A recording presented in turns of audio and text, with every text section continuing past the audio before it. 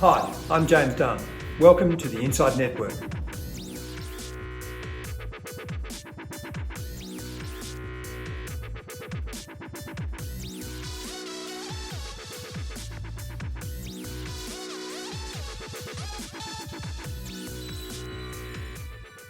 Welcome to the Inside Network. This is INDepth, and our guest is Craig Racine, Chief Investment Officer, Gyrostat Capital Management. Welcome, Craig. Thanks, James. Good to be here. Craig, volatility is your friend. I've seen that on your literature. Well, February, March 2020, you must have been very happy campers. We were. The nature of what we do always has a two-dimensional payoff. And as the market moves more and more, the size of our returns is far greater. That said, we always have a very minimal amount of capital at risk. So our history for 10 years has been never any losses greater than 2.2%, but returns elevate substantially with volatility. Can you explain the heart of the investment strategy? You've obviously just implied that it's small differences, small gains, but compounding over a long period of time. What's at the heart of the strategy? It has three core components. Number one is to provide regular income. And we own around 20 underlying assets, ASX 20 stocks, some international assets as well. So there are a broad range of international assets there. Then the key thing that's different than others is we have about 5% of the money is in the lowest cost protection or options in our case that are all listed on the exchange. So that's how we always have a hard risk parameter in place. So that distinguishes us from the traditional income funds. So that's the second component. So we're a highly defensive asset. The third is when you put those two together, our returns are far more elevated as there's more movement. And the reason that happens is under the hood we've got a two-dimensional payoff. So at the moment, for example, we've got the S&P would make a lot of profits on major falls, but very little at risk if the market was to rise. So you have that type of payoff. Then we have some that have got a V-shaped payoff, and then others that have got more of an upside, as we have in the Australian banks at the moment. So basically what we're doing is we've got a very conservative type strategy, the income just flows through, and as you get more and more of those movements, we're able to take those gains and then lock them down by actively managing the options. And that's really our expertise. When we saw something as extreme as the COVID crash, February, March, and you have intraday volatility in the ASX 200 going from something like 2% to something like 14%, can there be a situation from your point of view where there's too much of a good thing? I don't think so. In fact, the more extreme the event, the greater our profits because of the asymmetric nature of it. So there's no gapping risk with our strategy. So for example, if the market opened, let's say 20% down, we've got a very, very large downside tail always in place. Literally, we can then crystallise those profits as soon as the market opens by selling some of our protection at its intrinsic value.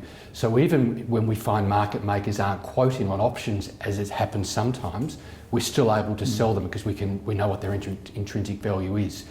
That's how we rebalance. So whilst the underlying asset may go down, there's always a little bit extra and sometimes a lot more extra protection. So we can then sell that for cash and then we rebalance it.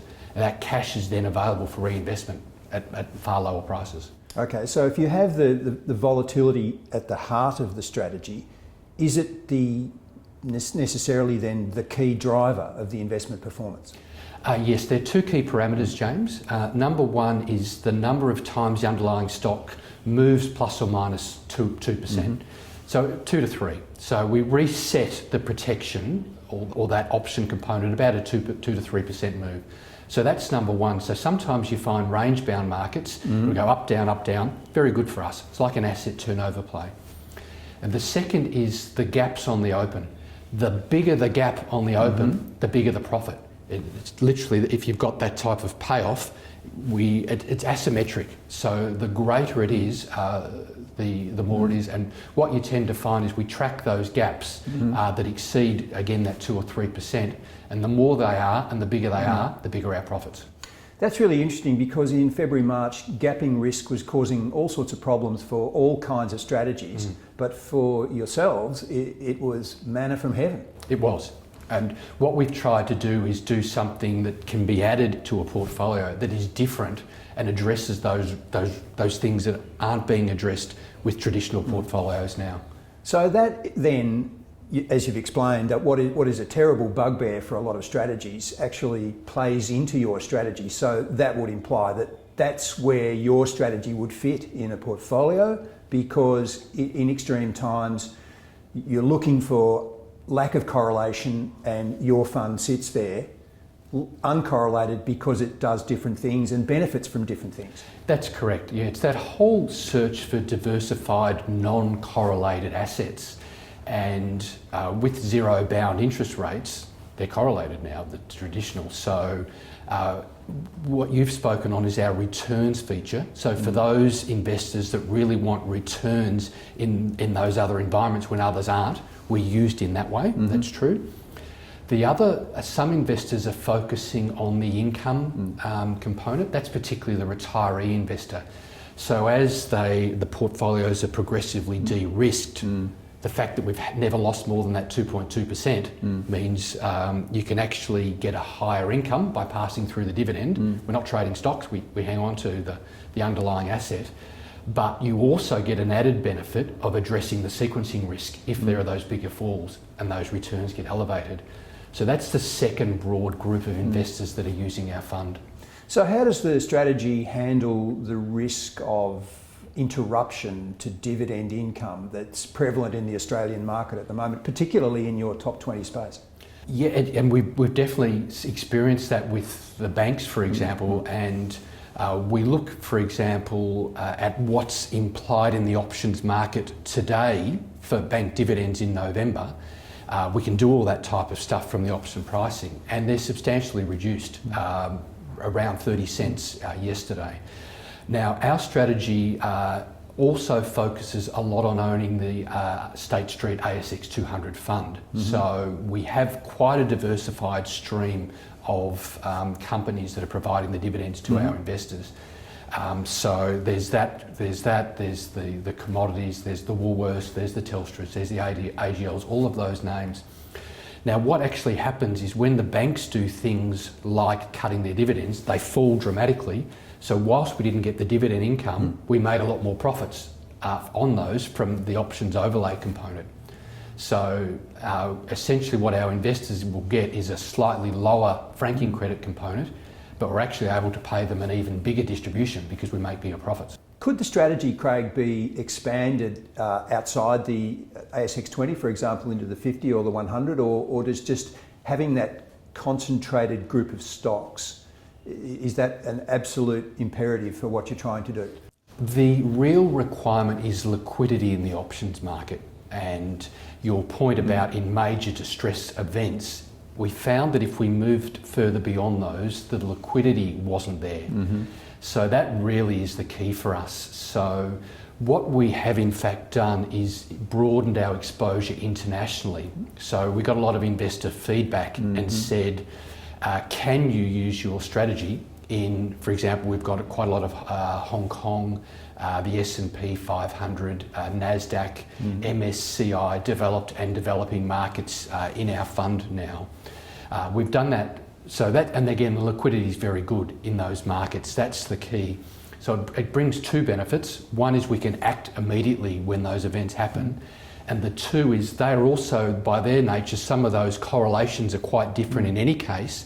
Yet when you add our asset-specific overlay as well, we can change the shape of those curves. So once you get to about 20, we think you get the benefits of diversification. So that's the way we've moved our strategy.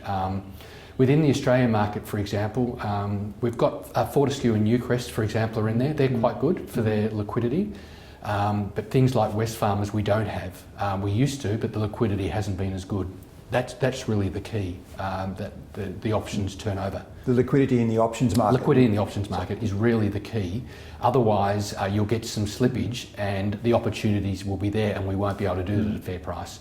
So that's really a key component of our strategy.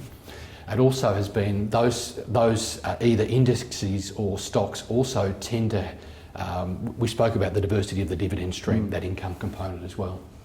Could investors look at this as just a highly sophisticated form of buy and write? We rarely write options. So the challenge with writing is that in those bull market rallies, you tend to cap your profits. So we tend to lower the cost of always having protection there by actively managing those options. So if you think about it, if the stock was to rise 3%, let's say we'll get all the option prices in and we'll buy whatever was the lowest cost. Now the way we do that is we set a point on the curve, stock down 2%, so we can then compare all of the different options at that point for the same absolute hard protection. And what you'll find is because the implied volatilities are so different, some either cap the upside much less or they give you a much bigger downside tail, depending on what we're timing to do. So then, for example, the stock falls, we can actually sell some of those protections we no longer need. So that's, in fact, the way we make our protection be cost effective. Craig, let's go to the heart of the strategy with respect to, firstly, stocks and secondly, the options. When an investment is received, we will rank stocks on a combination of fundamental and technical, as do most managers. And our highest score stock will have about 95% of the money will be immediately invested, the stock or index. Then with the balance of the 5% in the options market, that's where we'll put the lowest cost protection in place. So our systems will bring in all of the live pricing, and at a point of stock down 2%, we have a hard risk parameter. So you need to make that amount of money. So we can then compare all of the different options, both in time and in the same time period, different strike prices. So our system will tell us, okay, you need to buy so many of this option and you'll get your protection in place. And we'll typically have about 3 or 4 different series there to give our protection. So when you start, that will give you some sort of V-shaped upside profile in place. Ongoing, when we've satisfied the net delta, 45 days for tax, we then are free to change that profile of that underlying to either have more of a bearish, a V-shape or bullish bias. And we do that by either buying a few more put options if we want more downside, or buying call options if we want more upside. So it's really that active management of the option component to change the shape. That's what we do. So what would be the biggest risk to the strategy post-COVID in terms of the global economic, macro, even geopolitical outlook? Stability. So if you run into a highly uncertain world, they are ideal conditions for us. Our lowest returns have been when either there's lower resets or lower gaps. And you can see that from our return series. We've gone through that 5-year period of stable markets. The other one that takes most of our management is when the VIX spikes up to 80 and then now it's down at 25, there's quite a lot of skills in how we move that protection around dynamically. And again, we've managed it well, but that is where a lot of these long component strategies don't do well. They get caught there. So what we tend to do is when the volatility is extremely high, we move our protection very short dated. So there's a very small time component and we use some of those written call options. So we're not subject to that volatility crunch.